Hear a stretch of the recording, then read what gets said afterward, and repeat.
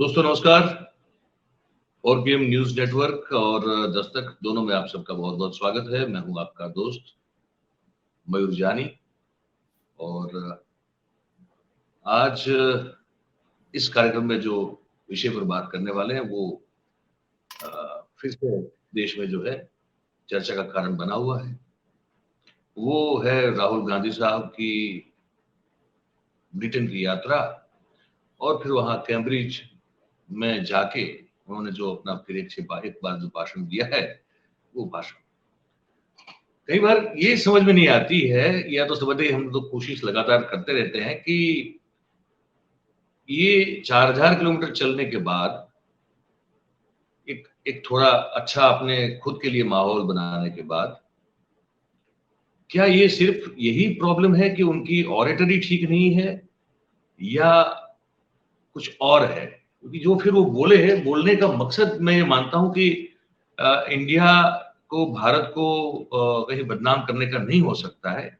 अगर वो होता तो फिर वो अब तक का उनका जो चाल चलन चरित्र कुछ और ही होता। लेकिन जिस तरह से वो बोलते हैं या जिस तरह से फिर उसका इंटरप्रिटेशन होता है उसका, वो कुछ ऐसा होता है कि फिर वो फंस जाते हैं और फिर वो टिप्पणियां निंदा होती है कि अब देखिए फिर से विदेश में घूमने चले गए और ये सब बोला, जिससे देश की आबरू जो है, इज्जत जो है, उस पर दाग लग जाता है या तो उसको उसको धूमिल किया जाता है। तो इसी मुद्दे पर बात करने के लिए बहुत ही वरिष्ठ पत्रकार है आनंदवर्धन सिंह साहब, हमने उनको आज आमंत्रित किया है। उन्हीं से बात करके हम समझने की कोशिश करेंगे कि आखिरकार राहुल गांधी साहब जो है उनका ये कोई बेसिकली इश्यू है क्या, और इन्होंने जो स्पीच दी है कैम्ब्रिज में एक्चुअली उसको सही अर्थ में कैसे देखना चाहिए। सिंह साहब आपका बहुत बहुत स्वागत है 4PM नेटवर्क पे और दस्तक पे। तो ये प्रस्तावना में मैंने बात कर ली, आपने सुनी होगी।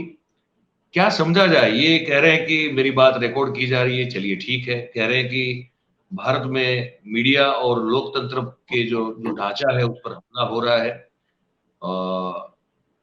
और ये भी कहा कि सब हर चीज जो है वो उस पर रिस्ट्रिक्शन आ गया है। संसद हो, प्रेस हो, न्यायतंत्र हो, ये लोकतंत्र के लिए एक जरूरी ढांचे को माना जाता है, ढांचा माना जाता है। कह रहे हैं कि सबको जो है वो बिल्कुल रिस्ट्रिक्टेड कर दिया गया है। फिर एक अजीब सी बात कही उन्होंने कि कश्मीर की यात्रा जब हो रही थी तो वो गए तो कोई किसी से मिलाना चाहता था, कहा कि ये आतंकवादी है, ये भी आपसे मिलना चाहते हैं। ये जो जिसको कहते हैं ना, उनकी स्पीच का जो ढांचा है उसमें कहीं कोई एक सूत्रता नजर नहीं आती है, और फिर इसीलिए मुझे लगता है शायद इंटरप्रेट जो है वो भी उसको गलत तरीके से किया जाता है। कैसे देखते हैं आप? नमस्कार मयूर जी और सभी 4PM और दस्तक के श्रोताओं को का अभिवादन। देखिए, मुझे ऐसा लगता है कि मैं इसको थोड़ा एक डिफरेंट पर्सपेक्टिव से देख रहा हूँ। इसके दो तीन हिस्से अलग अलग कर दूं। कश्मीर का एक मामला है जिसपे अलग से हम लोग अगर शुरू में उसी से चर्चा की शुरुआत उससे भी कर सकते हैं, चर्चा की शुरुआत राहुल गांधी की स्पीच से भी कर सकते हैं।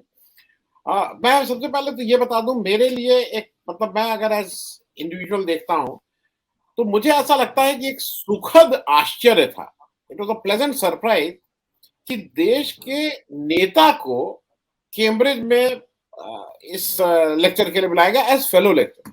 मैं ये बात इसलिए ये कह रहा हूं कि हमारे देश के बहुत से लोग रहे हैं जिन्होंने जाके विदेश में पढ़ाया है और उन्होंने नाम कमाया है इस देश के लिए, लेकिन वो प्रोफेसर रहे हैं, वो साइंटिस्ट रहे हैं, वो रिसर्चर्स रहे हैं।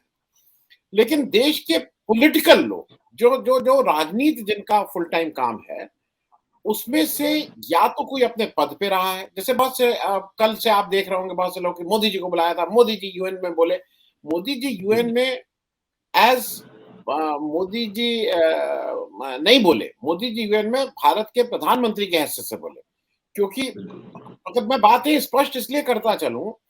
फिर लालू जी के लिए कहा जा रहा है वो MIT गए थे, लालू जी MIT गए थे एज रेल मंत्री। तो जिस बात को मैं शायद अंडरलाइन करना चाह रहा हूं, Modi ji in his individual capacity, उनको यूएस ने केवल वीसा डिनाई नहीं किया था, उनका B1 B2 वीसा जो पुराना था उसको रद्द किया था, ये कहते हुए कि इस व्यक्ति का रद्द इसलिए किया जा रहा है क्योंकि ये कम्युनल और क्या क्या बातें कर रहा है। तो Modi ji as an individual उस जगह ब्रैकेट होते हैं। Modi ji as prime minister, Hindustan का प्राइम मिनिस्टर कोई हो, ताकतवर, कम पढ़ा लिखा, ज्यादा पढ़ा लिखा, कम समझ वाला, ज्यादा समझ वाला, उसकी हैसियत तो अपने आप दुनिया में एक जगह, एक पेडेस्टल पे हो ही जाएगी। तो मेरे जी लिए, बिल्कुल। मैं इस तरह से देखता हूँ कि मेरे लिए it is a pleasant surprise कि अगर देश के किसी नेता को इस लायक समझा जाता है कि वो आके लोगों को पढ़ा सकता है, तो पहली पहली बात तो मैं यहाँ से स्पष्ट कर दूं, कहाँ से कैसे मैं देख रहा हूँ। जी, जी। अब दूसरी बात आती है, जो ये कहा जा रहा है, जो कल से चल रहा है, कि उनको विदेशी धरती पे जाके ये नहीं बोलना चाहिए था, कुछ इस तरह की बात देश के लोकतंत्र खतरे में जी, है। जी। ईमानदारी से मैं और आप और ये सब लोग जो पिछले कम से कम 8 साल से तो कर ही रहे थे, पिछले 2-4 साल से और ज्यादा कर रहे हैं। हम लोगों को भी अगर कोई पूछे, रात में सोते हुए भी अगर कोई जगाए और आप मुझसे पूछिए कि लोकतंत्र कितना मजबूत हो रहा है, तो हम लोग कहेंगे लोकतंत्र मजबूत नहीं हो रहा है, क्योंकि लोकतंत्र की जो इंस्टीट्यूशंस हैं, उसमें हम लोगों के नजरिए से, जो जिस चश्मे का नंबर मेरा है, उस चश्मे के जी, नंबर के हिसाब से लोकतंत्र के मूलभूत आधारभूत जो ढांचा है, जो उसकी जड़ है, उसको कहीं ना कहीं कमजोर करने का काम भारतीय जनता पार्टी की सरकार मोदी जी के नेतृत्व में कर रही है। ये बात मैं इसलिए कह रहा हूं कि आज जब आप मोदी जी संसद में खड़े होते हैं, देखिए दो चीजें हम सबको समझना होगा। एक, संविधान में 3 रोल हैं, जुडिशरी, जुडिशरी को अलग रख दीजिए, क्योंकि जुडिशरी का काम ये देखना है कि ये सब लोग ठीक से काम कर रहे हैं कि नहीं कर रहे हैं, या कहीं संविधान के काम के दायरे से बाहर तो नहीं जा रहे हैं। लेकिन उसके अलावा जी, 2 रोल है, एक एग्जीक्यूटिव का रोल है, कार्यपालिका, और एक एक विधायिका का रोल। मोदी जी जब प्राइम मिनिस्टर हैं, तो ये हमको आपको सबको, वो 101% एग्जीक्यूटिव है, वो 101% कार्यपालिका है, वो विधायिका नहीं है। बिल्कुल। और ये बात मैं इसलिए समझाने की कोशिश कर रहा हूं कि जब जो कार्यपालिका है, उसका किसी पार्टी से मतलब नहीं होता है। The government of India is a government, is Bharat सरकार है, वो भाजपा बिल्कुल, सरकार नहीं है। और नहीं है। पिछले दिनों में हम लोगों ने बिल्कुल साफ-साफ देखा कि मोदी जी ने उस अंतर को धुंधला नहीं किया है। अब वो पूरी तरह से खत्म कर भाजपा दिया। सरकार के प्रधानमंत्री हो गए। वो खत्म कर दिया क्योंकि सर, वो पूरा मामला। क्योंकि मयूर जी, मुझे मुझे ये दुःख होता है, जब वो संसद में खड़े होके, वो संसद सदस्य, देखिए 2 तरह के होते हैं। आप संसद में अगर आप देखिए, बहुत से लोग बोलते हैं, तो जो जो पुराने जो लोग जिसको कहते हैं दस्तावेज निकाले, तो वो लोग बोलते हैं ना कि एक्सीलेंट स्पीच इन पार्लियामेंट। तो वो पार्लियामेंट की डिबेट की बात कर रहे होते हैं। उस समय वो कोई मंच पे खड़े होके भाजपा का चुनाव प्रचार का भाषण, या कांग्रेस का, या सोशलिस्ट पार्टी का, या कम्युनिस्ट पार्टी का चुनाव प्रचार का भाषण ये लोग नहीं दे रहे होते हैं, जिनके नाम इस तरह से लिए जाते हैं। और उसमें मैं इनकी पार्टी के अटल बिहारी वाजपेयी का नाम ले रहा हूं। लेकिन जब जी, मोदी जी बोलते हैं, तो वो कभी भी आज तक मुझे एज भारत सरकार के प्रधानमंत्री बोलते हुए नहीं लगे। वो हरदम संसद के अंदर और बाहर तो बोलते ही हैं, अंदर भी वो एक चुनावी, क्योंकि आदत पड़ गई है ना कि वो चुनाव के ही उसमें माइंडसेट में रहते हैं, और संसद के अंदर भी वो चुनावी भाषण देते रहते हैं। तो अब पहली चीज तो ये हो गई। अब हुआ क्या है कि इन सब लोगों को ये लगता है कि ये केवल हरदम चुनाव की बात करते रहते हैं, जैसा खुद सोचते हैं। मेरे हिसाब से अगर मैं या आप, आज दुनिया एक है, मैं अगर यहाँ पे मैं और आप ये कहूं कि भाई यहाँ पे ईडी और सीबीआई और इस तरह की संस्थाएं जो हैं, वो हमारे लोकतंत्र को कमजोर कर रही है, क्योंकि उनका मिसयूज हो रहा है। और अगर हम लोग बहुत छोटे आदमी हैं, हम और आप बहुत छोटे आदमी हैं, हमारी कोई गिनती ही नहीं है। लेकिन यही अगर आप यूएसए में जाएं, आप जापान गए थे, वहां जाएं, और अगर आपसे कोई ये सवाल जवाब करे, और अगर आप वहां जवाब दें नहीं नहीं नहीं हमारी ईडी बात थी, वो बिल्कुल उसमें सरकार, तो आपको एक हिंदी का खराब शब्द होता है, वो शब्द यूज नहीं करूंगा, वो कहा जाएगा। यू कैनॉट चेंज योर, आप आपकी आप अपने स्टैंड को कैसे चेंज कर सकते हैं? अगर मैं आपके सामने यहाँ बैठ के काला हूं, तो आप विदेश में जाके कहेंगे कि नहीं नहीं नहीं, आनंद वर्धन सिंह जो है बड़े गोरे हैं। अरे भाई, अगर मैं खराब काम कर रहा हूं, तो मैं यहाँ भी खराब काम कर रहा हूं, आपसे वहां कोई पूछेगा, वहां भी खराब काम कर रहा हूं। ये कोई ये एक बेमानी बात है, नंबर 1। नंबर 2, जिस तरह की इन लोग बात कर रहे हैं, विदेशी धरती पे, विदेशी धरती पे, विदेशी धरती पे, मोदी जी ने जाके क्या कहा था? उन्होंने कहा था कि चीन में जाके कहा था कि हमारे देशवासियों को शर्म आती थी इस देश में जन्म लेने से 2014 से। ये उनकी वो है भाई। ये राहुल गांधी के शब्द नहीं। दर्शकों को ये याद करवा देना चाहिए कि जब वो गुजरात के मुख्यमंत्री थे तब वो चाइना गए थे और वहां जाके वापस जब आए तब कुछ उन्होंने जैसे ऐसे कर दिया कि उसने उस समय की सरकार की विदेश नीति को पछाड़ दिया, अपने ही देश की सरकार की विदेश नीति को पछाड़ दिया था और वहां कुछ उस तरह की बातें करके आए थे कि वापस आके जो प्रेस कॉन्फ्रेंस हमने कवर की थी हमको ताज्जुब हुआ कि ये देश के विदेश प्रधान को, विदेश मंत्री को ये जो कहना चाहिए या तो ये सब करना चाहिए, एक राज्य का मुख्यमंत्री कैसे कर रहा है? तो ये सब भूल जाते हैं या भुला दिया जाता है। ये भी एक दर्शकों को बताना जरूरी है। जी तो एक बात ये हो गई जो आपने उसको स्पष्ट कर दिया और दर्शकों तो और मुझे ये लगता है कि अगर आपका, मान लीजिए मैं मोदी जी के पक्ष में कहूंगा, अगर मोदी जी को लगता था कि उस समय की सरकार देश विरोधी काम कर रही है तो वो गुजरात में भी बोलना चाहिए था, महाराष्ट्र में भी बोलना चाहिए था और पीकिंग में भी बोलना चाहिए था। वो क्यों चेंज करेंगे उसको भाई? ये तो गलत बात होगी अगर वो वहां जाके कहने लगे नहीं नहीं। ये खैर, मैं थोड़ा कश्मीर वाले पे मैं फिर से वापस इस पे आ जाऊंगा। आप प्रश्न पूछ लीजिएगा मुझे, मतलब मुझे उस दायरे में रख लीजिएगा क्योंकि थोड़ा मुझे लगता है मुझे हमें और आपके मिलके एक कार्यक्रम हमारी और आपकी कश्मीर यात्रा पे कर लेना चाहिए ताकि बहुत लेट हो जाए उससे पहले। मुझे लगता है जरूर एक कार्यक्रम करना चाहिए। आपने कैसे देखा कश्मीर को? मैंने देखा, हम दोनों वहां पे जाके आए हैं पिछले महीने। I think we should do one program on that also. जी कंटिन्यू कीजिए। नहीं मयूर जी, ये हमारी और आपकी मिनिमम, जो लोगों ने इतनी प्यार और मोहब्बत दिया है उसका मिनिमम थैंक यू होगा। अगर हम वो काम नहीं करेंगे तो हम अपने मूल जो हमारा एज अ मानवीय संवेदना है हम उससे चूक रहे हैं। Let me be honest about it. तो वो कोई उनके लिए नहीं, उन लोगों ने जितनी प्यार मोहब्बत और जितने खुले मन से हम लोगों को रिसीव किया उसके it's a very small way of acknowledging, बहुत उनको एक्नॉलेज करने की बात। मैं कश्मीर की बात पे आ रहा हूँ। देखिए मेरा एक लीडर एक ही रहा जीवन में और मैं उनके साथ काम करने का वो था। उस लीडर की अपनी कई उसके परत है और उसमें मैं अभी नहीं जाऊंगा। मैं जॉर्ज फर्नांडिस के साथ मैंने बहुत काम किया। मैं उनके साथ उनकी पार्टी में रहा, नौकरी छोड़ के फिर उस पार्टी का मैं एक पद पे भी रहा। जॉर्ज साहब को जब 89 में कश्मीर मामलों का मंत्री वीपी सिंह सरकार में बनाया गया तो ये एज रेलवे मिनिस्टर जब वहां जाते थे तो ये आतंकवादियों से मिलते थे। ये दिन में मीटिंग चल रही होती थी, गायब हो जाते थे और कहाँ है नहीं पता है। तो ये 6 घंटे बाद 8 घंटे बाद मालूम नहीं किससे किससे मिलके आते थे। क्योंकि एक चीज समझ लीजिए, आप उनको आतंकवादी, देशद्रोही कुछ कहते रहिए, वो हैं, लेकिन अंत में जब आपको इस चीज को सुलझाना है, आज सुलझाइए, 1 साल बाद सुलझाइए, 10 साल बाद सुलझाइए, 100 साल बाद सुलझाइए, मामले तो टेबल पे बैठ के ही सुलझे। आज आप नागालैंड की जो एक सरकार है जो आपसे कहती है आपके प्राइम मिनिस्टर से कि नहीं हम यहां नहीं मिलेंगे, बाहर मिलना पड़ेगा, तो हमारे 3-3 प्रधानमंत्री बाहर जाके विदेश की धरती पे मिलते हैं। मैं सिर्फ कहना ये चाह रहा हूं, ये आप उनसे डायलॉग नहीं बंद कर सकते। अगर इस देश में डाकुओं ने, जिन्होंने नरसंहार किए, जिन्होंने वो किया, अगर उनसे बातचीत हो सकती है, हम लोग मैं ये नहीं कह रहा हूं कि आप आतंकवादी को प्रश्रय दीजिए, लेकिन अगर आपका दिमाग में यह है कि नहीं हमें चीजें सुलझानी हैं, तो मुझे ऐसा नहीं लगता है कि ये राहुल गांधी के डिफेंस में मैं नहीं कह रहा हूं, मैं एक जनरल परसेप्शन की बात कर रहा हूं। एनीवन इन सार्वजनिक जीवन जिसको लगता है कि हमारे यहां से वो वैदिक जी गए थे, हाफिज सईद से मिलके आए थे कि नहीं आए थे, मतलब, और मैं उनके पूरे इंटेंशन को ईमानदारी से मानता हूं कि उनकी नीयत इस आतंकवाद को खत्म करने की प्रकाश वैदिक जी की थी उसमें। तो आप बात तो करेंगे ना, आप बिना बात किए आप मामले को सुलझाएंगे कैसे?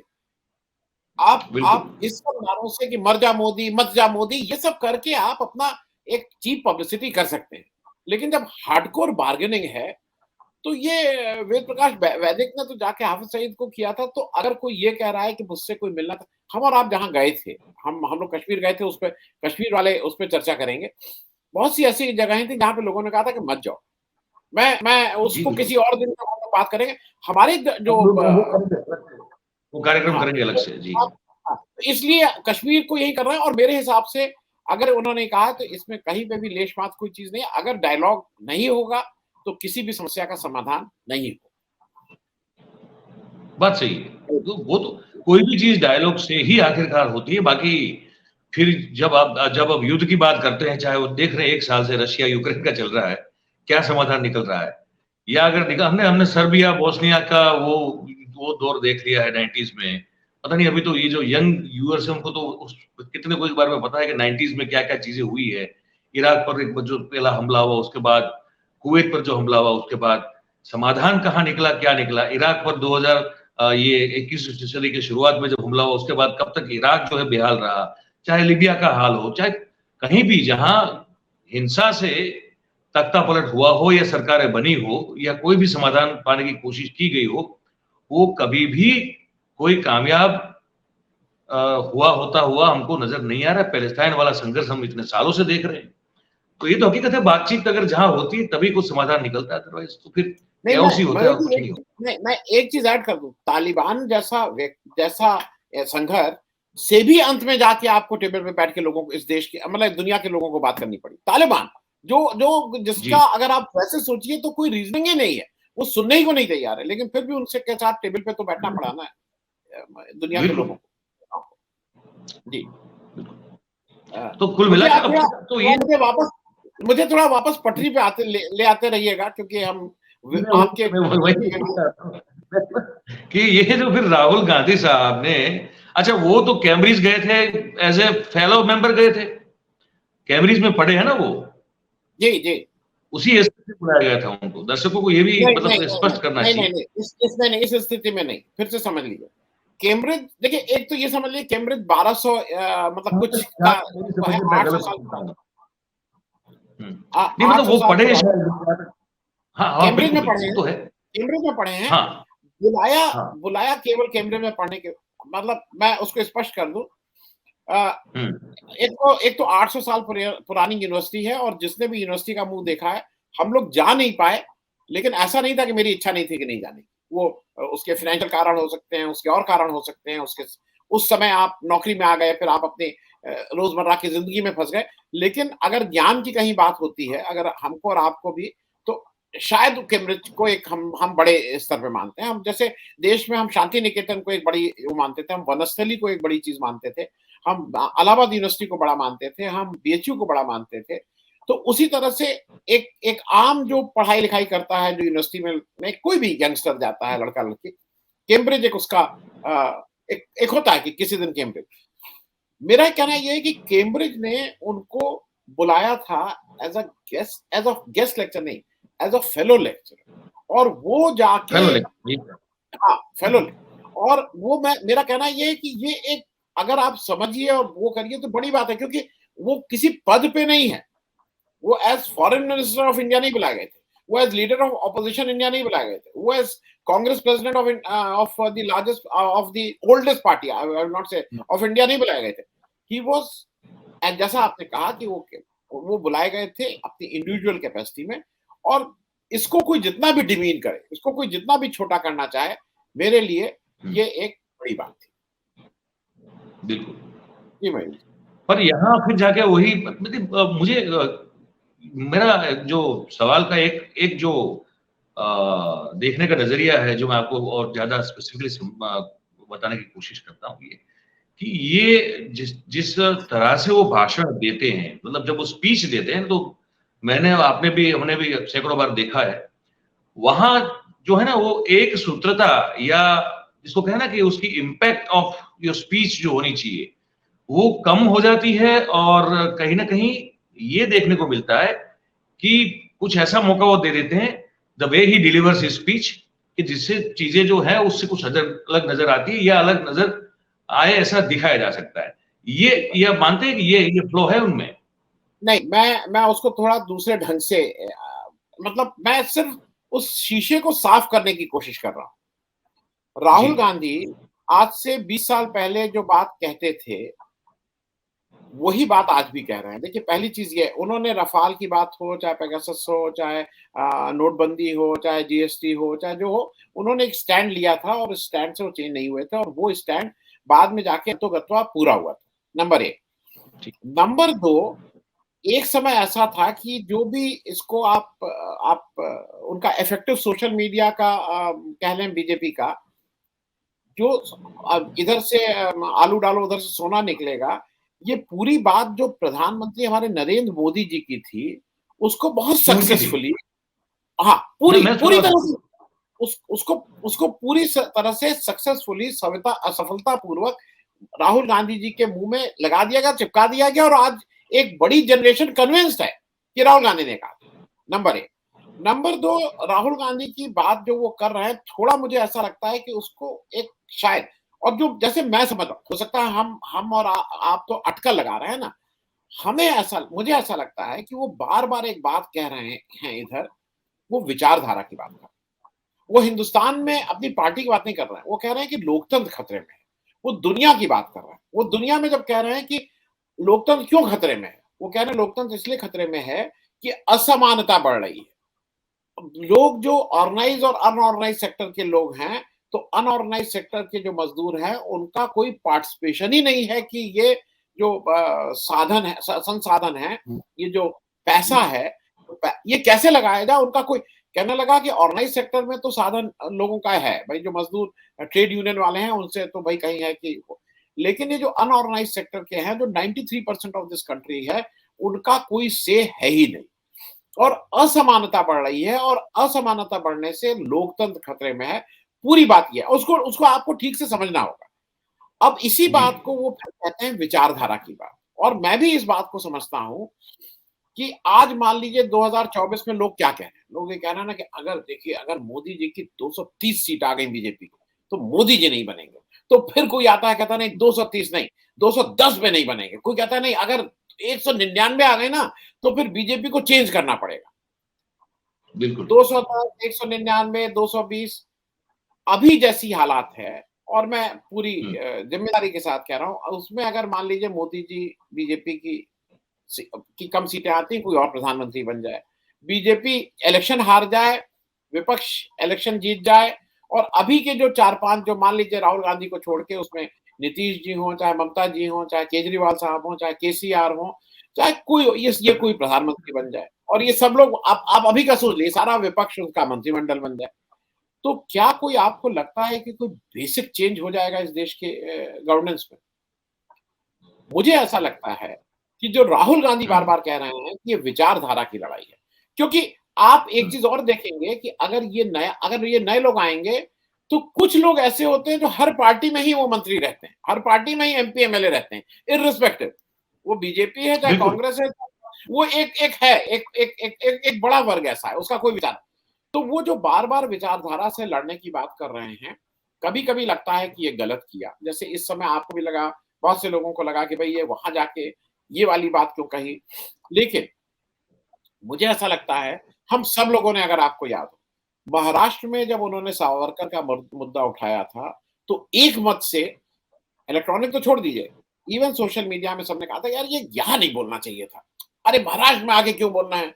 अब हम सब लोगों का मतलब ये था कि उनको यार वोट का नुकसान होगा, यहां आके बोलना है, सावरकर जी को महाराष्ट्र में लोग मानते हैं, वोट का नुकसान हो जाएगा। लेकिन वो बोले, और अगर आज उसको आप पीछे मुड़ के देखिए, तो वो बोलना जरूरी है। आज इस देश में बोलना, देखिए सावरकर को अगर आप याद करिए ना, हम सब लोग जब बड़े हो, आप मुझसे बहुत छोटे होंगे, हम जब बड़े हो रहे थे, हम वीर सावरकर बोलते थे। हमें उनके इतने डिटेल नहीं मालूम थे। हम मालूम थे कि नहीं नहीं, वो भी, हम मतलब हम भी जो, क्योंकि हम तो संघ के बैकग्राउंड से आते हैं ना सर, जी हमारा बैकग्राउंड तो संघ का है। तो जी हमको भी यही पढ़ा जाता कि ये वीर सावरकर हैं, और उनकी किताबें भी जो है हमको दी जाती थी, हमने पढ़ी भी हुई है। और जी बात सही है आपकी कि वीर जी सावरकर पहले कहा जाता था, अब सावरकर, अदरवाइज तो पहले वीर सावरकर कहा जाता था। बिल्कुल सही बात। नहीं, और हम उनको, अभी हम अब अभी भी ईमानदारी, वो मैं जो नॉन अच्छा है वो सावरकर ही कहते हैं हमको। बिल्कुल। नहीं मयूर साहब, मैं नॉन संघ वाले बैकग्राउंड से आता हूं, मैं समाजवादी बैकग्राउंड से आता हूं, मेरे माता पिता तो कांग्रेस वाले थे।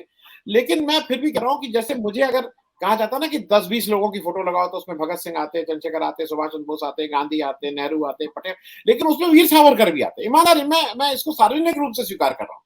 लेकिन बिल्कुल। बिल्कुल। इन लोगों ने वो कर करके उनकी जब पोल पट्टी खोलनी शुरू कर दी, तब लगा कि अरे यार, ये आदमी जो माफी मांगता है, ये आदमी जो वजीफा लेता है, ये कैसे वीर सावरकर हो सकता है।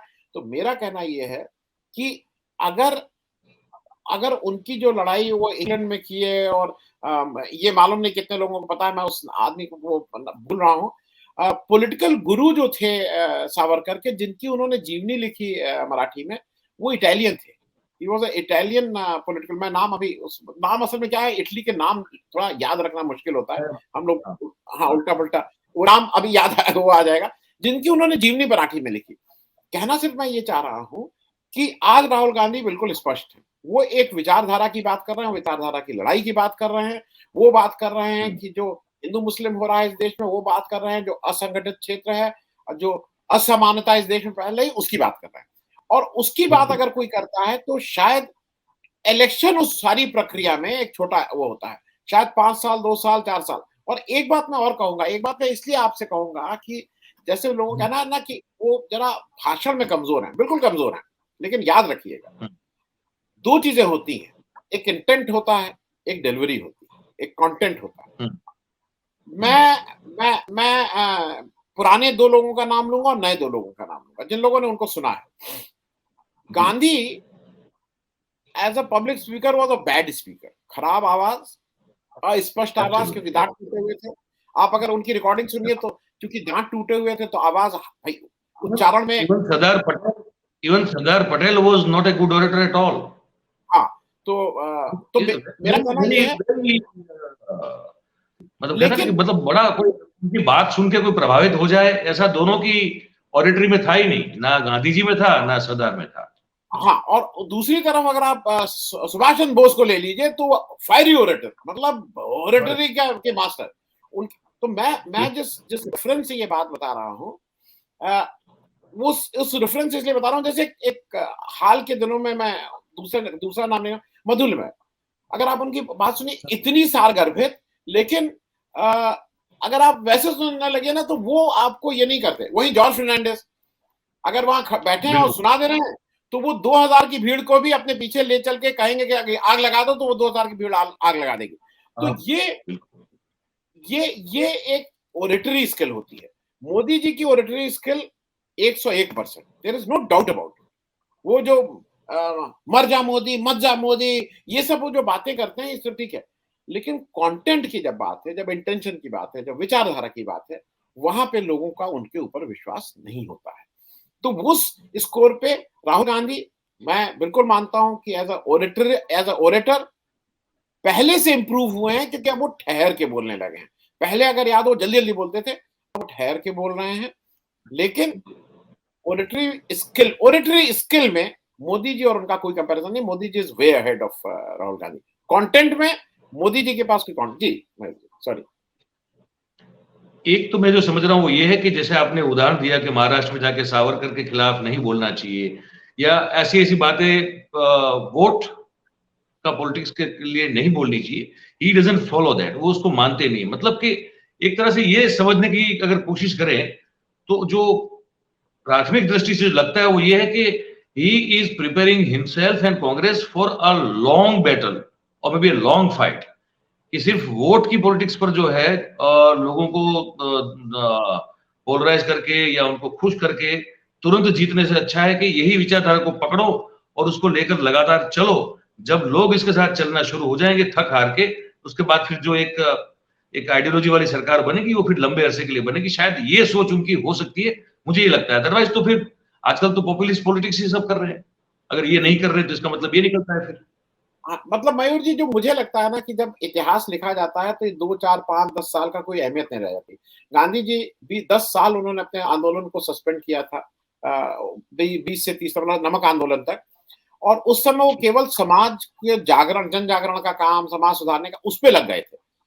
तो हम्म, मुझे मुझे ऐसा लगता है कि देखिए, एक चीज अगर कोई कुछ कहे, ये बिल्कुल स्पष्ट है कि राहुल गांधी को अगर कैबिनेट मंत्री, सबसे ताकतवर, कुछ अगर प्रधानमंत्री भी बनना होता, अगर वो जिद कर दिए होते उस दिन, तो 2004-2009 में वो कभी भी इस देश के प्रधानमंत्री, वो चलती 2 दिन, एक दिन उस दूसरे दिन टूट जाती, लेकिन वो बन सकते थे, इसमें कहीं कोई दो राय नहीं है। लेकिन मुझे ऐसा लगता है कि उनको और हमको और आपको भी, देखिए मयूर साहब, हमको और आपको एक बार ये समझना है, मुझे कभी कभी ईमानदारी से बताऊं, जब मैं दफ्तर में, अपने जो लड़का चाय बनाता है दफ्तर के, भाग दौड़ का काम करता है, उसकी जो तनख्वाह है, उस तनख्वाह में उसका कैसे घर चलता है मुझे नहीं मालूम।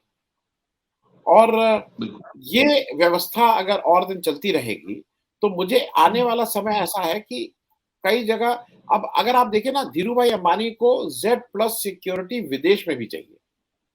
जी। ये तो पहले टाटा बिरला को तो ये खतरा नहीं होता था। ये क्यों खतरा हो रहा है? क्योंकि असमानता है। आपके और दूसरे, अगर आप अपने घर में जो बिजली का बिल दे रहे हैं, वो शायद छोटे-मोटे किसी सिटी के बिजली बिल से ज़्यादा दे रहे हैं, तो असमानता है। तो मेरे ख्याल में वो मूल प्रश्नों को उठा रहे हैं और एक जन जागरण का काम है। वो कोई कांग्रेस पार्टी से के बियॉन्ड मुझे लगता है। वो कांग्रेस पार्टी के बहुत से लोग ऐसे हैं जो अ, अगर आप देखिए उत्तर प्रदेश में जी, आप आपने ये असमानता और असहनशीलता की बात जब करी अभी, तो अभी मेरे सामने एक रिपोर्ट ऐसे एज एन अपडेट खुली, तो मैंने वो बिल्कुल रिलेवेंट है 2 चीज़ों को लेकर। एक तो राहुल गांधी के बारे में हम बात कर रहे थे कि वो आलू वाली जैसे वो क्लिप चली और कितना वो फेक न्यूज़ था, और धीरज लोगों की कम हो रही है, लोग असहनशील in terms of so many जो आज की स्थिति है उसको लेकर हो रहे हैं, जीवन शैली को लेकर कैसे 2 एंड मीट करेंगे उसको लेकर, तनख्वाह। अब वो रिपोर्ट भी हम कल देख रहे थे कि रोजगार बेरोजगार बढ़ता जा रहा है, ग्रामीण इलाकों में बहुत बढ़ता जा रहा है। ये भी एक रिपोर्ट हम कल देख रहे थे। शहरों में जो लोग हैं उनका कैसे भी गुजारा हो रहा है, मतलब 2 वक्त खाना मिल जा रहा है, लेकिन जो गांव में है वो अगर ये लाभार्थी ना हो तो फिर गुजारा मुश्किल है। ये भी रिपोर्ट आ रहा है सामने। तो हमारे जो सीजेआई साहब हैं, chief justice of India Chandrachud साहब जो हैं, उन्होंने American bar association India conference 2023 में बात करते हुए ये कहा कि सोशल मीडिया का ये जो दौर है, इस दौर में लोगों का धैर्य और सहनशीलता जो है वो रही नहीं है। उन्होंने कहा कि फेक न्यूज़ जो है वो आज की स्थिति में सबसे बड़ा एक गंभीर चिंताजनक, और आगे उन्होंने कहा कि अगर उसको ठीक से नहीं टैकल किया गया तो कोई भी इसके बुरे प्रभाव से बच नहीं पाएगा, और बड़ा कंसर्न जारी किया है चंद्रचूड़ साहब ने अपने आज ये जो वक्तव्य दिया उसमें। तो ये भी देखिए, अब सीजेआई भी खुद जो है वो कह रहे हैं कि जज भी अब ट्रोलिंग से बाहर नहीं है, जजेस आर आल्सो ट्रोल्ड। उन्होंने कहा कि वो भी मर्यादा नहीं रही है। That's what he said. Mayur साहब, 2014 का अगर इलेक्शन आप देख लीजिए, तो उस समय वो पीके साहब जो थे, वो इस अस्त्र को, नया जो एटम बम था, सोशल मीडिया का, इन्फ्लुएंसर्स, ट्रोल, ये सब बना के लाए थे, अगर आपको याद है। और 2014 में ये बड़ी बात थी। अच्छा, हम सब लोगों को, जो ट्रेडिशनल लोग थे, उनको लगता था यार इससे क्या, एसएमएस से कहीं कोई चुनाव जीतता है, ये सब हम लोग को बकवास लगता था, ईमानदारी से बताओ। लेकिन बात सही, लेकिन वो 1-2 साल में समझ में आ गया कि नहीं, ये बकवास नहीं है, ये रियल है और इसी से चीजें इन्फ्लुएंस हो रही हैं। हमारे आपके घर में हो रही हैं इस चीज से इन्फ्लुएंस चीजें। तो आज की तारीख में हुआ क्या है कि जिस सीढ़ी को चढ़ के मोदी जी ऊपर गए थे, उनकी दिक्कत क्या हो रही है कि उसी सीढ़ी से उनको नीचे उतरने का रास्ता दिखाई दे रहा है। क्योंकि अब सोशल मीडिया आपने एक हथियार तो दिया, वो हथियार पहले आप कंट्रोल करके कह रहे थे कि नहीं ये एक होता था ना पहले, अगर आपको याद हो, क्रिकेट का मैच होता था तो जिसका बैट होता था वही पहले बैटिंग करता था। वो तो आउट हो गया चला जाएगा। हाँ, अब सबके पास बैट, हाँ, अब सबके पास बैट हो गया है। अब तुम ना, अब आपके बैट से थोड़ा ही है, अब आपने मुझे सिखा दिया तो मैं भी आपके, कुछ लोग सच्ची बात भी करेंगे और अगर आपकी तरफ से 10 झूठ बोलने वाले हैं तो इधर से भी 2 झूठ बोलने वाले हो जाएंगे। तो ये आप थोड़ी, जैसे असल में मोदी जी की और भाजपा की एक दिक्कत क्या है कि हम तो आपके साथ मजाक करेंगे, हम तो कहेंगे मयूर जी ये दाढ़ी क्या है, खुजलाती है, हाँ, और आप मुझसे कह दीजिए कि बाल कहाँ गए तो मैं गुस्सा हो जाऊं, मेरे बाप को काम, मेरी माँ को काम। अरे, तो मैं आपसे मजाक करूं, मैं आपकी दाढ़ी के बारे में मजाक करूं, मैं आपके चेहरे के बारे में मजाक करूं, और आप मुझे पलट के थोड़ा सा भी कर दें तो मैं उसको राष्ट्रद्रोह, देशद्रोह, मेरा, ये बेसिकली ये वो लोग हैं। तो मुश्किल क्या है कि इनको ये दूसरा करे तो ठीक है, अरे खुद करे तो ठीक है, दूसरा करे तो सब। तो मुझे ऐसा लगता है कि राष्ट्र ऐसे नहीं चलते हैं। मोदी जी 8-10 साल रहने के बाद भी शायद देश के नेता नहीं हो पा रहे हैं, उनको उसमें उस खोल से निकलना होगा, उसको भाजपा के आवरण से निकल के उनको इस राष्ट्र का नेता होना होगा, जो मुझे अभी लगता है कि अभी उसमें मुश्किल आ रही। चुनाव आप जीत सकते हैं, आप एक ने आप सारे चुनाव जीत सकते हैं, उसमें कोई दो राय नहीं, लेकिन राष्ट्र का नेता बनने में थोड़ा टाइम लगेगा। और दर्शकों को ये भी बता दें कि मैंने जब अपडेट दिया, मतलब मुझे पॉपअप हुआ, हालांकि आज के अखबार में छप चुका है, तो वो आता रहता है ना, पॉपअप्स वगैरह आते रहते हैं, तो बड़ा रिलेवेंट लगा तो मैंने खोल दिया। अदरवाइज ये चंद्रचूड़ जो CGI है, उन्होंने कल ये उद्घाटन किया था 3 दिवसीय जो उनका सेमिनार है अमेरिकन बार एसोसिएशन, वहां उन्होंने कहा था। लेकिन हमको पॉपअप अभी आया तो हमने खोल दिया, रिलेवेंट लगा इसलिए हमने आपको बताया। तो कई दर्शक ये भी कहते हैं कि यार ये तो हो चुका था कल। अरे भाई कल ही हो चुका है, लेकिन अभी रिलेवेंट लगा, हमारे सामने खुला तो हमने इसको उसमें जोड़ दिया। तो ये ना समझा जाए कि हम ही नहीं पढ़ते हैं, नहीं हम सब पढ़ते हैं, हमारा काम पढ़ना है रोज। तो ये है, तो कुल तो सिंह साहब यही कहा जाए, मुझे लगता है कि I think we both are agree upon one thing कि राहुल गांधी साहब में बोलने की कला ठीक नहीं हो सकती है, ये बात अभी भी हम मान सकते हैं, लेकिन इनके इरादे ऐसे तो नहीं हो सकते कि वो कहीं भी जाकर हमारे देश की बदनामी करे या उनको उन पर लांछन लगाने का काम करे या कोई ऐसा काम करे जिससे हमारी छवि धूमिल हो जाए। ये तो वो नहीं कर सकते। और जिस मेरिट पे उनको बुलाया गया था, हम तो उम्मीद करें कि उस मेरिट पे कभी हमारे प्रधानमंत्री, जब प्रधानमंत्री रहते हुए भी, मैं तो ये भी उम्मीद करता हूँ चाहे वो प्रधानमंत्री रहे, लेकिन उनको बुलाने का मेरिट कुछ और हो। ये तो कैम्ब्रिज की फेलोशिप के मेरिट पे गए थे, या देश का अभी कैबिनेट में जो भी हमारे बड़े मंत्रीगण हैं उनको किसी अपने मेरिट पे बुलाया जाए, या तो सत्ताधारी पार्टी में से कोई ऐसा हो जिसको सिर्फ उसकी मेरिट पे बुलाया जाए, ना उनके पद के वजह से। ये भी उम्मीद करते हैं। तो बाकी तो फिर बीजेपी का काम है, ये ट्रोलिंग मशीन चलाते हैं कि क्या कहा, कैसे कहा, देश को बर्बाद कर दिया या बदनाम कर दिया, ये कर दिया, तो ये तो सब चलता रहेगा। लेकिन जो मूल मुद्दा है वो ये है कि उन्होंने जो कहा वो वही कहा, जो उनको ठीक लगता है, जो यहाँ भी कहते हैं वो उन्होंने वहां पे कहा है और वास्तविकता बयान की है। और हम लोग भी तो जब आप हमको सुनते हैं तो हम भी तो यही कहते रहते हैं कि भाई परेशान जो है इसलिए हो रहे हैं क्योंकि चीजें जो है वो ध्वस्त हो रही है, तो चीजें ध्वस्त हो रही है, ये बात भी बिल्कुल सही है। तो सिंह साहब आपने समय निकाला, आपका बहुत बहुत शुक्रिया। ऐसे कश्मीर डायरी पर हमारा एक प्रोग्राम अलग से फाइनल है, वो हम टाइम हम लोग कर लेंगे। तो ये वादा करते हैं हमारा कश्मीर का अनुभव है, विशेष रूप से कश्मीर का, तो उस पर हम दोनों आगे पीछे थे, एक आध दिन का डिस्टेंस था हमारा उनका, तो हमने वो देखा हुआ है, महसूस किया है, वो आपको जरूर पर्सनल एक्सपीरियंस भी आपसे शेयर करेंगे। सिंह साहब बहुत बहुत शुक्रिया, बहुत बहुत धन्यवाद, आप जुड़े। थैंक यू भाई। जी जी। तो दोस्तों, आनंद वर्धन सिंह साहब थे, पत्रकार तो रहे हैं, वरिष्ठ अभी भी हैं, और साथ में उन्होंने अपना एक पॉलिटिकल एक सफर भी जो है वो किया हुआ है, जर्नी उनकी है राजनीति में। और जिस तरह से वो राजनीति को देखते हैं, जिस तरह से उन्होंने जो एक नजरिया अपने हिसाब से बयान किया कि राहुल गांधी क्यों ऐसी बातें कहते हैं जो हो सकता है शायद पॉलिटिकली ठीक ना हो, चाहे देश में ही क्यों ना बोलते हो, तो उसका एक मकसद ये नजर में आता है कि वो एक लंबी लड़ाई की जो आइडियोलॉजिकल वॉर है उसको लेकर आगे बढ़ रहे हैं। शॉर्ट टर्म गोल्स या शॉर्ट टर्म बेनिफिट्स जो है पॉलिटिकली, वो शायद उनको नहीं चाहिए, और इसीलिए ये लगता है कि उनके शायद एडवाइजर भी ये कहते होंगे कि आप वहां जाके ये मत बोलिए या यहाँ जाके ये मत बोलिए, लेकिन वो उस पथ पर चल रहे हैं। कितना इफेक्टिव होगा, कितना प्रभावी होगा आने वाले दिनों में, अब ये वक्त किसी और कोई बता नहीं सकता है, लेकिन उनकी जो मंशा है वो ये लगती है। इसीलिए फिर इस तरह से लगातार मतलब राह देख के बैठना, और कुछ भी अगर वो बोल दें तो सीधा उन पर टूट पड़ना और उनके लिए अनाप शनाप कुछ भी बोल देना, ये भारतीय जनता पार्टी के जो बड़े बड़े नेता हैं उनको एक्चुअली शोभा नहीं देता है। थोड़ा पेशेंस और थोड़ा धैर्य और थोड़ी सहनशीलता और थोड़ा, मैं कहता हूँ कि जेंटलमैनशिप जो है वो उनके लिए भी रखना बहुत जरूरी है। आखिर देश जो है सबका है, किसी एक का नहीं, या किसी एक ने उसको गिरवे नहीं रखा हुआ है, ना लिया हुआ है, ये समझ के हमको चलना पड़ेगा। आपको हमारे कार्यक्रम कैसा लगता है आप कमेंट में जरूर बताइएगा हमको, और अगर अच्छा लगता है तो आप उसको लाइक जरूर करें, सब्सक्राइब करें, करवाएं, और शेयर हो सके उतना कीजिए ताकि और भी लोग जो हैं उन तक हमारी बात पहुंच पाए। आप सब हमारे साथ जुड़े, आपका बहुत बहुत धन्यवाद। Thank you very much. नमस्कार।